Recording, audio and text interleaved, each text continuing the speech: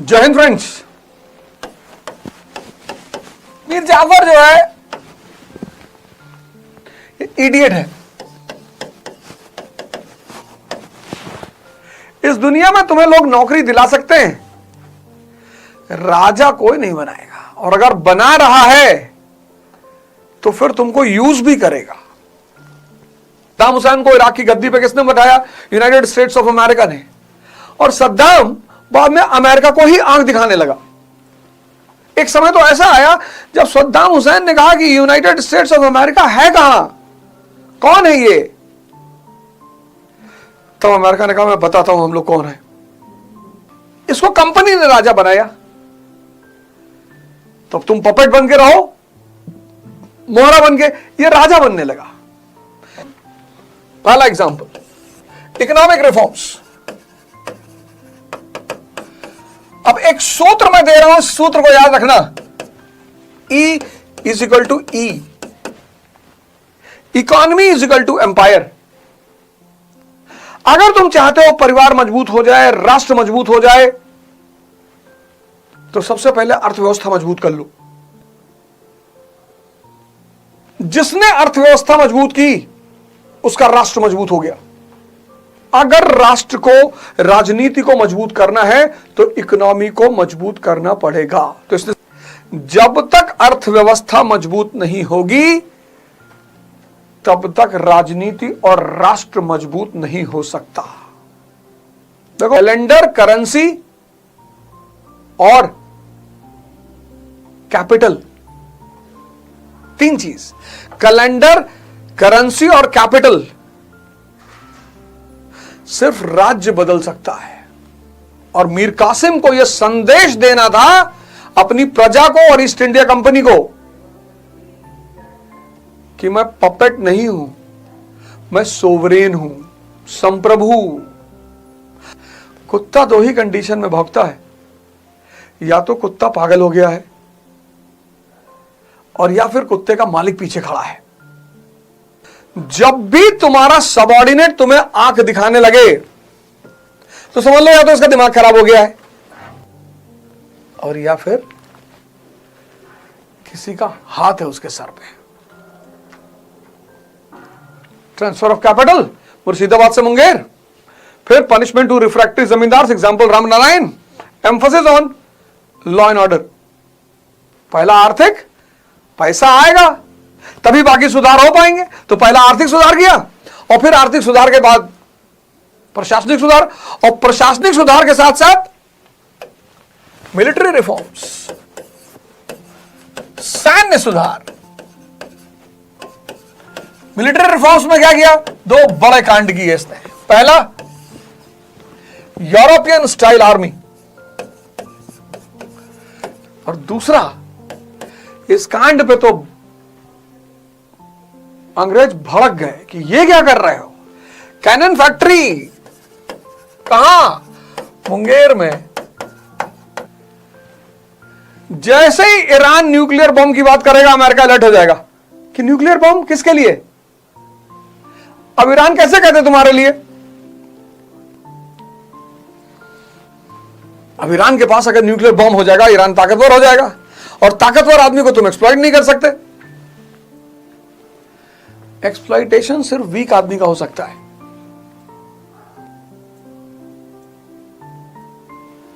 ताकतवर आदमी को तुम एक्सप्लॉइट नहीं कर सकते। तो तीन काम किए उसने। पहला काम, इकोनॉमिक रिफॉर्म्स।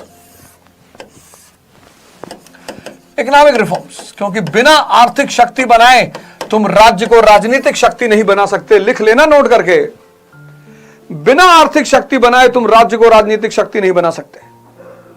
इस फॉर्मूले का जिसने पालन किया उसकी स्थिति देखो कितनी अच्छी है। चाहे वो ब्रिटेन हो, चाहे यूएस हो, चाहे जापान हो, चाहे आज चाइना हो। और जिसने इस फॉर्मूले को निगलेक्ट किया वो बर्बाद हो गए। Pakistan, north Korea. फिर इकोनॉमिक रिफॉर्म्स, पैसा आ गया तो एडमिनिस्ट्रेटिव रिफॉर्म्स, प्रशासनिक सुधार किया। फिर मिलिट्री रिफॉर्म्स, सैन्य सुधार किया।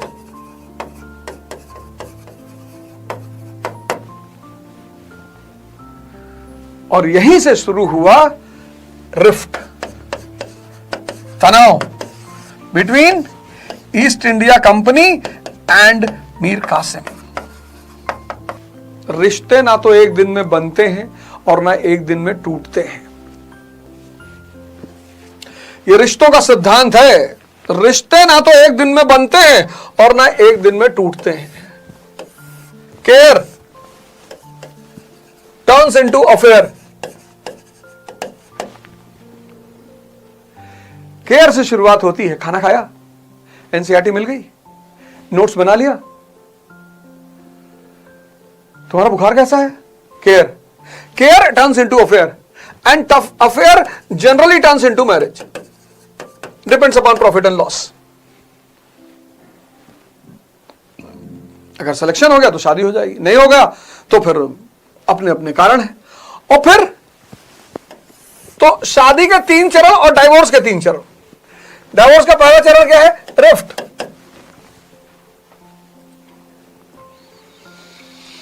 बहुत सारे लोग अफेयर में बड़ा आइडियल बन के रहते हैं। हम सिगरेट नहीं पीते, हम तंबाकू नहीं खाते, हम ये नहीं करते, हम वो नहीं करते। और जब शादी हुई और पहले दिन ही निकले तंबाकू बनाते हुए, फिर लड़की ने कहा तुमने तो बताया नहीं था तंबाकू खाते हो। वहीं से रिफ्ट शुरू हो गई। और रिफ्ट अगर कंट्रोल नहीं हुई तो स्ट्रगल कि keep the keys of my car, मेरा एटीएम रखो। और अगर स्ट्रगल कंट्रोल नहीं हुआ तो ब्लास्ट। ये फॉर्मूला याद कर लो, रिफ्ट, स्ट्रगल और ब्लास्ट। जब भी रिश्ता टूट रहा है कहीं भी, ये फॉर्मूला लगाओ, रिफ्ट स्ट्रगल ब्लास्ट। बहुत प्यारा फॉर्मूला है, रिफ्ट स्ट्रगल ब्लास्ट। तनाव, संघर्ष, विस्फोट। अब सवाल यह उठा कि यह तनाव संघर्ष में कैसे बदला? How this rift turn into struggle. और वो बदला इसकी वजह से एलिस एपिसोड। यूपी के गवर्नर हाउस में हजरतगंज का एक कांस्टेबल बिना किसी के परमिशन के छापा मार दे तो फिर गवर्नर की औकात ही क्या रह जाएगी? बंगाल का नवाब कौन? मीर कासिम। और मीर कासिम के किले में छापा कौन मार रहा है? कंपनी का एजेंट एलिस। अब पढ़ो यूट्यूब पे, मॉडर्न इंडिया, फिर एंशिएंट, मेडिवल, कल्चर, वर्ल्ड, फिर पॉलिटी। मॉडर्न के बाद लेकिन पॉलिटी शुरू करेंगे। एंशिएंट, मेडिवल, कल्चर बाद में पढ़ाएंगे। मॉडर्न के बाद पॉलिटी। जितने लोग कहीं दूर दराज गांव में रहते हो, कहीं भी रहते हो, नहीं पढ़ने की सुविधा मिल पा रही है, पढ़ो। अब खूब मस्ती से पढ़ो। अरे सबको प्यार भैया, चाहे लंदन में रहो, चाहे पाकिस्तान में रहो, अफगानिस्तान में रहो, यूएस में रहो। तो सवाल यह उठा कि एलिस ने रिफ्ट संघर्ष में क्यों बदला? Ellis episode. कौन है एलिस? कंपनी का एजेंट है पटना में। मुंगेर फोर्ट पर रेड मार दिया बिना नवाब के परमिशन के। क्यों मारा? सस्पिशन की वजह से। कौन सा suspicion? Armenian salt Peter merchant Munger fort गया था। इसको संदेह हो गया कि नवाब किसी और पार्टी से सॉल्ट पीटर खरीद रहा है। और इस रेड से नवाब की रिस्पेक्ट और सोवर्निटी दोनों को धक्का लगा। तो नवाब ने शिकायत की, complaint. Nawab made a complaint to whom? नवाब ने शिकायत की। किससे शिकायत की? वांसी टाट से। ये कौन है वांसी टाट? ये गवर्नर है। कहां का? फोर्ट विलियम का। और इसने वांसी टाट से कहा कि भाई कम से कम यार हमारे प्रांत में हमारी तो इज्जत रखो।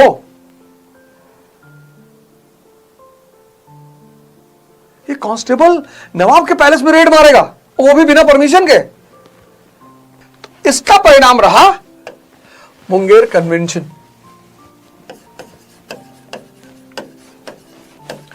मुंगेर कन्वेंशन, मुंगेर सम्मेलन किसके किसके बीच? मीर कासिम और वांसी टाट के बीच।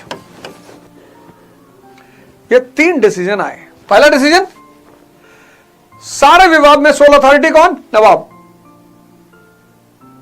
कंपनी बंगाल में जितना ट्रेड करेगी उसका 9% टैक्स देगी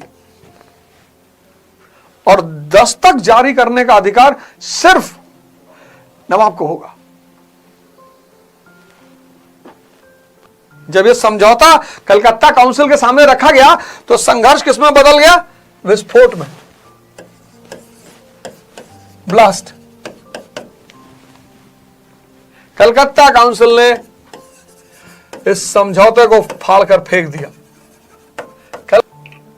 बोले ये हमारा डॉबरमैन, ये हमारे ऊपर, ये हमें आदेश देगा। और कलकत्ता काउंसिल ने इस समझौते को फाड़कर फेंक दिया।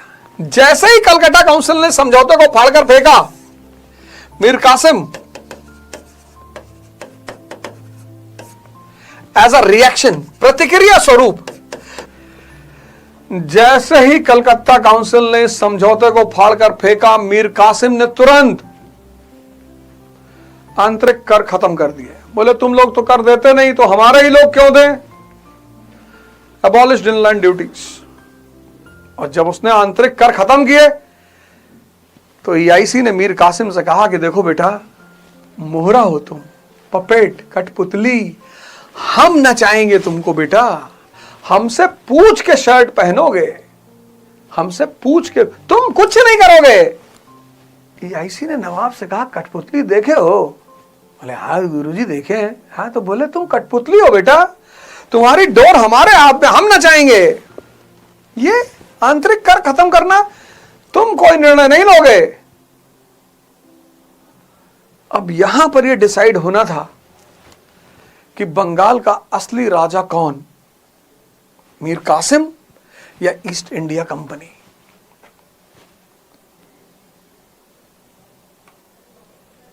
मीर कासिम ने लड़ने की कोशिश की पर कंपनी की जड़ें मजबूत हो चुकी थी, तो मीर कासिम को भागना पड़ा। और भागकर मीर कासिम ने शरण ली कहां? अवध के नवाब शुजाउद्दौला के पास। यह डायग्राम है। इस डायग्राम को अगर याद रखोगे, इसको कहते हैं नोट्स।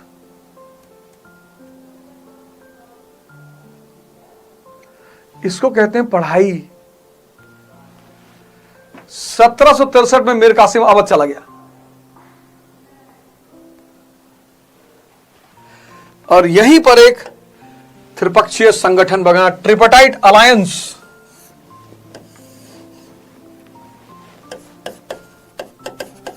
ट्रिपटाइट अलायंस बना। शुजाउद्दौला,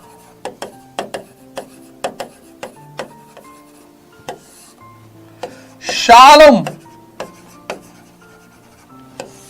मीर कासिम, ये 3 लोग एक तरफ, और इन तीनों ने मिलकर दुनिया की एक ताकतवर उभरती सत्ता ईस्ट इंडिया कंपनी, इससे युद्ध किया। कौन सा? बक्सर का।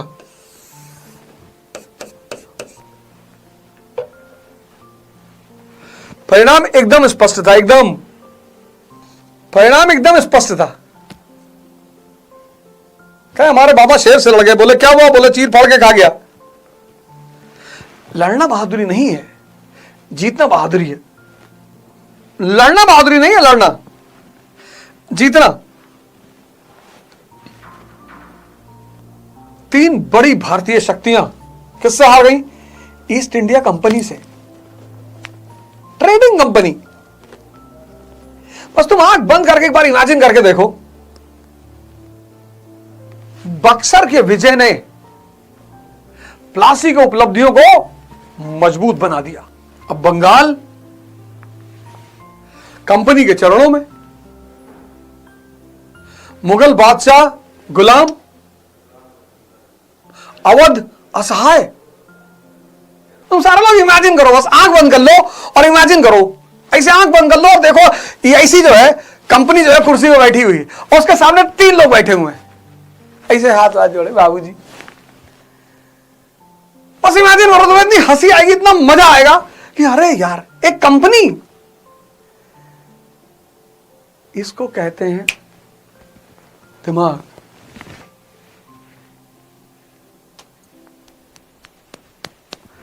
इसको कहते हैं दिमाग। इमेजिन करो बस और हंसो हा हा हा करके, और इसी हंसी के साथ सोने जाना है। मस्ती, ज्ञान, समझ और मां बाप का चरण स्पर्श कर लिया करो। वो एक जादू है। 6 महीने बाद मैं तुम लोगों से पूछूंगा, वो एक जादू है। मां बाप दूसरे शहर में रहते, फोन करके कहो पाए लागी, गोल लागी। डेली रूटीन बना लो। तुमको पता नहीं है यार, तुमको एहसास नहीं आशीर्वाद कितनी बड़ी ताकत है, कितनी बड़ी वाइब्रेशन का खेल तुमको नहीं पता।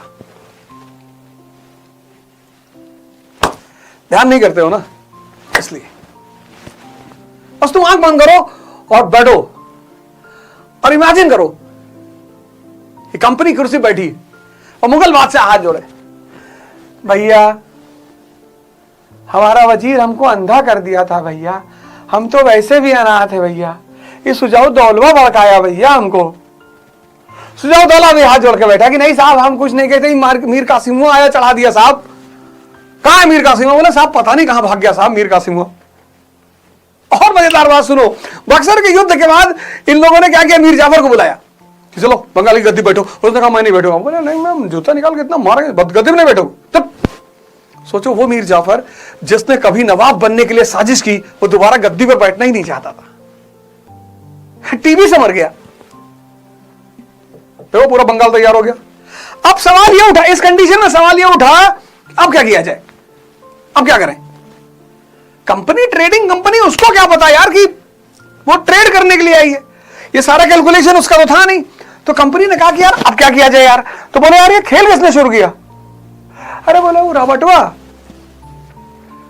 अरे क्लाइबुआ, प्लासी वाला। बोले अच्छा वो शुरू किया था? अरे बोले वो बहुत पहले शुरू किया था, चंदा साहेब को वही तो दगवाया था।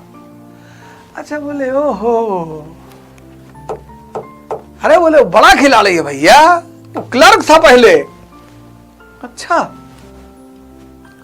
तुम सोच के देखो, जब रॉबर्ट क्लाइव भारत से लौट कर गया तो उसका पर ईयर इनकम जानते हो कितना था? पर ईयर इनकम था पाउंड 40,000।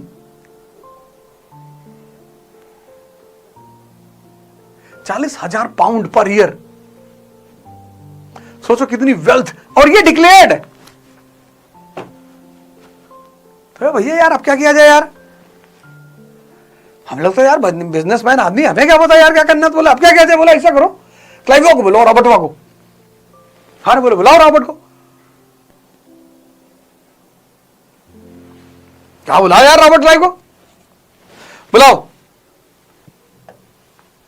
और रॉबर्ट क्लाइव को फिर बुलाया गया, अब की बार गवर्नर कहां का? बंगाल का। रॉबर्ट तुम लोग यार रोए जा रहे हो साहब, हम लोग गरीब है साहब, हमारे पास साहब, अरे इतनी बड़ा दिमाग, भगवान का सबसे बड़ा गिफ्ट दिमाग रखे हो। गरीब है भैया, बहुत गरीब है। गरीब वो है जिसका दिमाग खराब है, पागल है। हाँ संघर्ष होती है, चुनौतियां होती है जिंदगी में, मानता हूं, इसमें कोई दो राय नहीं है कि नहीं होती है, एकदम होती है। पैसे के बल पर कोई साम्राज्य बनाता तो ईस्ट इंडिया कंपनी भारत में साम्राज्य कभी नहीं बना पाती। यहीं से पैसा लिया भारत के लोगों से, इन्हीं पे कब्जा किया।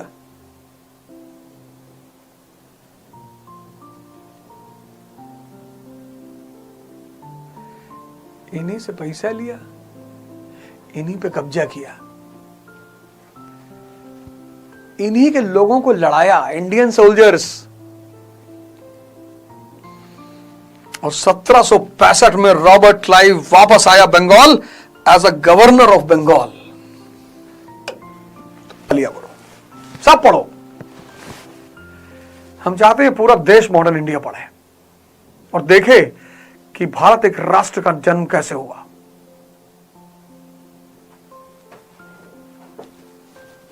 कल पढ़ेंगे dual government, Robert Clive, treaty of Allahabad. जय हिंद, जय भारत।